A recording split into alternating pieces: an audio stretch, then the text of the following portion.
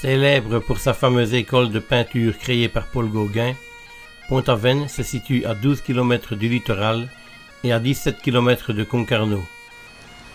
Niché au fond d'une vallée verdoyante, bénéficiant d'un cadre enchanteur, le village invite à la balade au hasard de ses ruelles, ses petits ponts, lavoirs et anciens moulins à eau.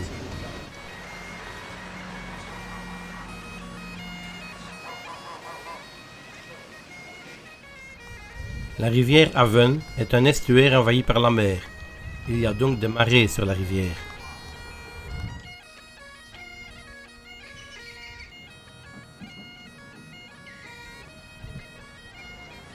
Impossible de passer par ici sans emporter les galettes de Pont-Aven. De délicieuses galettes au beurre salé, ou le kouign-amann. Ce célèbre gâteau breton fait essentiellement de sucre et de beurre et extrêmement feuilleté.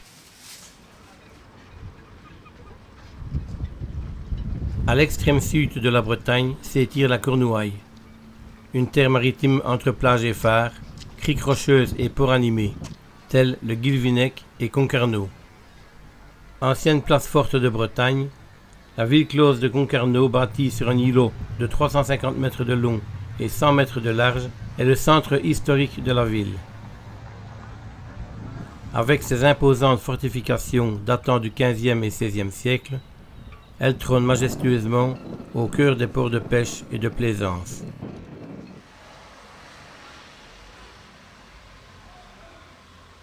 Elle se signale par un beffroi et un cadran solaire. Deux petits ponts ouvrent les portes des murailles. L'artère principale est la rue Vauban, bordée de charmantes maisons et de rues pavées. Malgré son aspect très touristique, elle a su conserver un charme indéniable.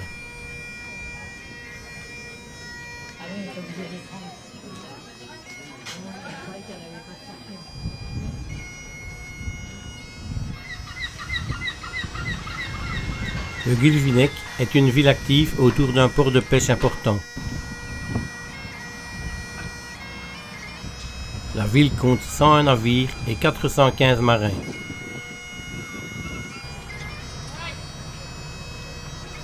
Les installations portuaires, les entrepôts, la criée moderne, des camions frigorifiques occupent le front de mer.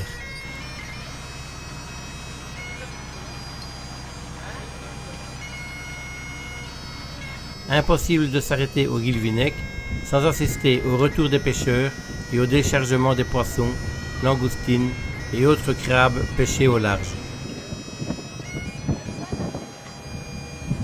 Au loin, des bateaux de toutes les couleurs apparaissent.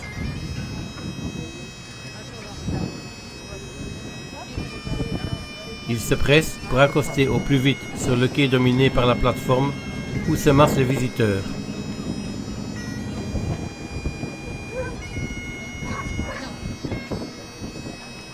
Chaque jour vers 16 heures, des dizaines de touristes se pressent sur l'immense plateforme de la criée qui domine le port du Guilvinec.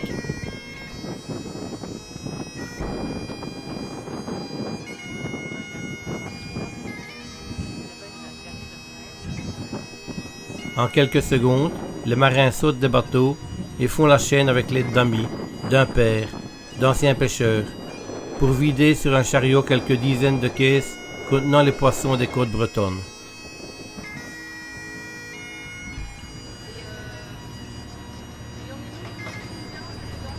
J'apprends que langoustines, baudroie, raies se pêchent au chalut. Les poissons pélagiques, sardines, maquereaux, anchois, sont les proies de la bolinge synonyme de grosse poche, tandis que la palangre, comportant des milliers de hameçons, est pour le lieu jaune, le bar ou la dorade. Ne pas oublier les casiers des crustacés et les filets maillants, ainsi que les lignes pour les thons.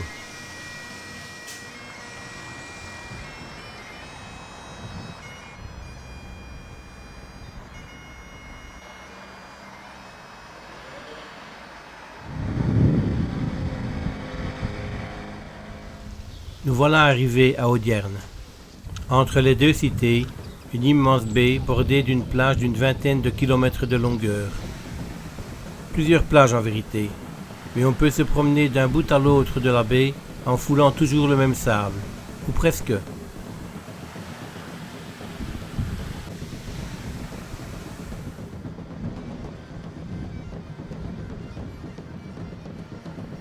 La Bretagne est terre de chemins creux, de landes et de tourbières, où les nuits de pleine lune, d'improbables mais angoissants fantômes ressurgissent d'une baie des trépassés. Nous sommes un pays bigoudin, une région authentique et singulière, fière de sa culture et de ses traditions, qui, avec ses petits villages pittoresques au toit de chaume, me font un peu penser aux irréductibles Gaulois dans Astérix chez les Bretons. À l'ouest de Douarnenez s'étend le cap Sizun. La pointe du Raz, avec ses falaises sculptées par la mer, en est le site naturel le plus connu, le symbole de l'extrême ouest de l'Europe.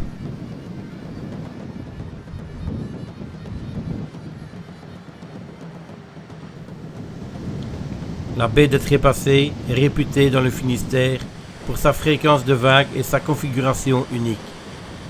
Un des spots les plus réputés et sauvages du Finistère, pour les adeptes de rodéo sur les déferlantes. Un cadre sécurisant et magnifique, car encaissé entre les hautes falaises de la pointe du Raz et de la pointe du Vent. Petite cité de caractère, Locronan est toute de pierre vêtue. Ces maisons, au bel appareillage de granit, témoignent de sa richesse d'antan. Il suffit de s'engager sur la grande place, entourée d'élégantes maisons à lucarnes sculptées, pour avoir l'impression de se trouver à une autre époque. L'église Saint-Ronan et la chapelle de Pénity, accolées, font façade commune.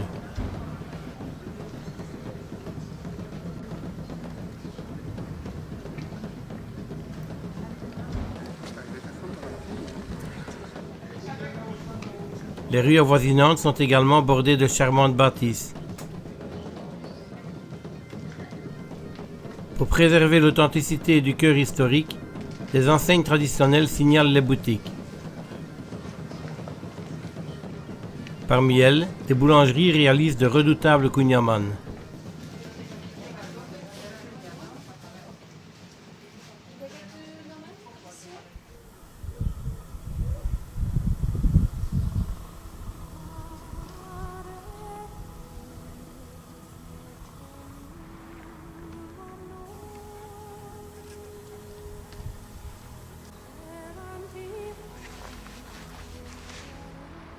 Les Landes sont l'un des paysages les plus typiques de Bretagne. Du cap Sizun à la pointe du Van, elles tapissent les falaises littorales et les dunes en se développant sur des sols acides et pauvres. Insectes et oiseaux font partie de leur faune discrète. Constitués de bruyères, d'ajoncs et de montligny, où domine le pourpre des bruyères et l'or des ajoncs, ces milieux naturels sont aujourd'hui les plus menacés et ne sont conservés que grâce à un entretien spécifiquement adapté à leur biodiversité. Depuis quelques années, les associations ont pris conscience de l'importance des Landes en tant que patrimoine naturel et la nécessité de les protéger et de les mettre en valeur, tout en laissant faire la nature, sachant que certaines landes tourbeuses ou littorales n'évoluent que très lentement.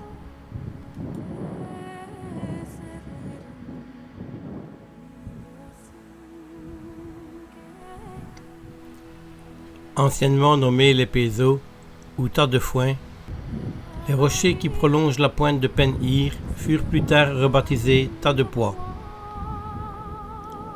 Ces passages rocheux, témoins de bien des naufrages, étaient redoutés des voiliers qui faisaient route vers Camaret. Au cœur de l'été, les voiles brunes des sardiniers y poursuivaient une sardine abondante, alors que les hardis caseilleurs capturaient au pied même des falaises la langouste et le homard.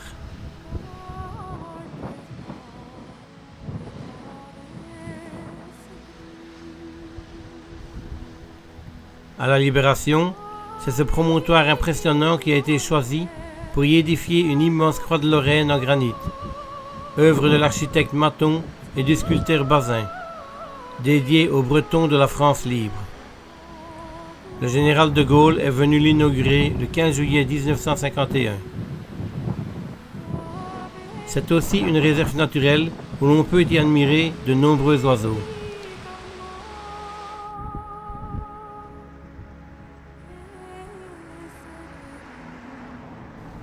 À l'extrême ouest de la presqu'île, Camaret est un port typique où il fait bon flâner sur les quais animés, bordés de maisons colorées. Figure de proue de la presqu'île de Crozon et ancien port langoustier, Camaret-sur-Mer séduit les amateurs de nature comme les passionnés de patrimoine architectural. Cette cité maritime et artistique cultive une identité forte.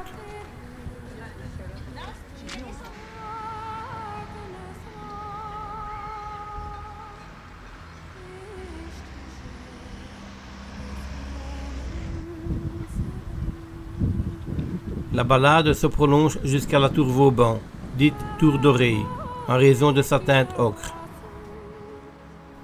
Unique dans l'architecture militaire française, elle veille depuis plus de 300 ans sur l'anse de Camaret et l'entrée du Goulet de Brest. Elle fait partie des fortifications de Vauban, inscrites sur la liste du patrimoine mondial de l'UNESCO depuis le 7 juillet 2008. Pour une vision romantique, il faut se tourner vers le cimetière marin où des silhouettes de bateaux reposent sur la grève. Comptabilisant une centaine de menhirs, les alignements de l'Agadjar sont les plus importants de la région. Relevés en 1928, certains atteignent plus de 3 mètres de hauteur et sont disposés en ligne perpendiculaire.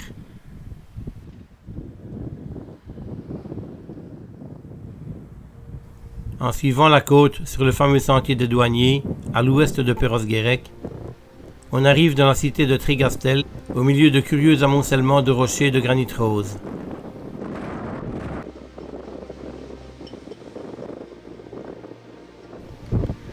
La plus jolie plage est celle de la Grève Blanche au décor sublime.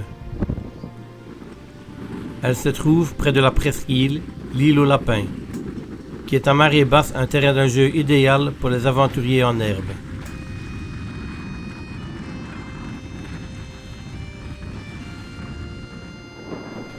La côte d'Émeraude se situe à l'extrême nord de la Bretagne, entre Cancale et le Cap Fréhel. Une côte déchiquetée, des criques aux allures de plages paradisiaques. C'est sur la pointe du Groin, au milieu de cette nature préservée, que nous nous sommes arrêtés pour la nuit.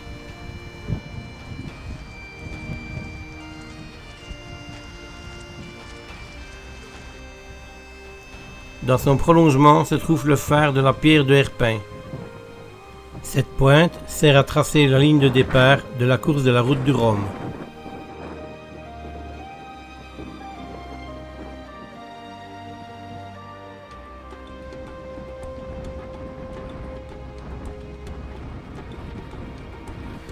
En suivant le GR34, autrefois appelé le sentier des douaniers, longeant toute la Bretagne, on atteint Roté-Neuf et la pointe de la Varde. Ce site naturel protégé culmine à 32 mètres au-dessus de la mer. Une belle crique de sable peu connue y est accolée et offre un environnement exceptionnel avec quelques petites dunes.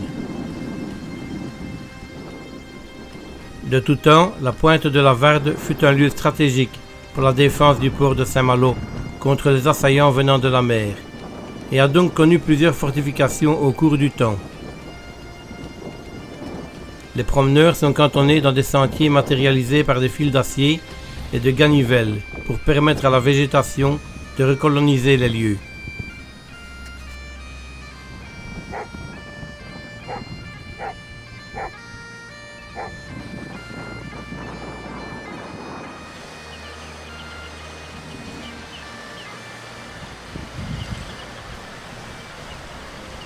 Ces falaises abritent différentes espèces d'oiseaux marins, dont les fulmars boréales, mais encore le cormoran huppé. C'est un oiseau marin sédentaire qui, pendant la période nuptiale, arbore une huppe qui lui vaut son nom. À la recherche de poissons, il fréquente exclusivement les côtes rocheuses de Bretagne et de Normandie, en se posant pour guetter les vagues terminant leur course folle en se fracassant sur les rochers. C'est un oiseau plongeur qui a la réputation d'être assez opportuniste concernant la nourriture. c'est la Bretagne dans toute sa splendeur.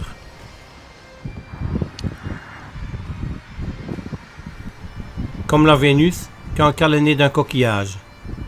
Ce joli port se savoure autant par le regard que par le palais. Élu site remarquable du goût, Cancale est depuis longtemps réputé pour ses délices iodées. Située au niveau du port de la Houle, la plage s'étire le long des quais. À marée basse, la mer se retire très loin, rendant la baignade impossible. Elle est bordée par d'agréables anciennes maisons de pêcheurs, dont la plupart ont été transformées en restaurants où l'on peut déguster des fruits de mer.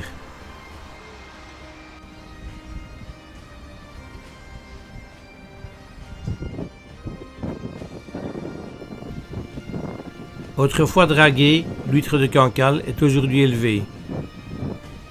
La richesse en plancton de la baie du Mont-Saint-Michel lui donne son goût typé.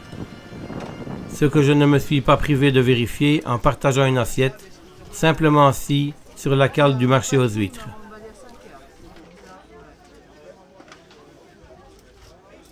Ça servait à rien, hein, il faisait froid. Des fois à craquer la lave. Début septembre, le marché et tout, le dimanche. Quand on parle de windsurf, on a tendance à penser à Hawaï, mais la Normandie est une destination très prisée des sportifs de haut niveau. Il n'y a pas de compétition, mais plutôt un rassemblement entre amis et adeptes. Une course à la plus belle vague, aux jumps les plus spectaculaires.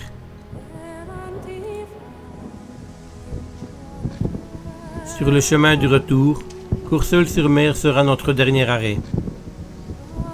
Cette station balnéaire normande, située entre Caen et Bayeux, est un haut lieu dédié à la mémoire des 45 000 Canadiens et Anglais qui, le 6 juin 1944, y ont perdu la vie.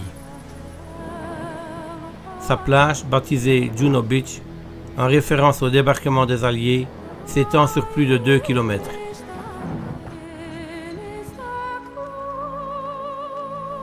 Un centre du même nom a été construit le long des dunes, en hommage aux valeureux soldats morts pour défendre notre liberté.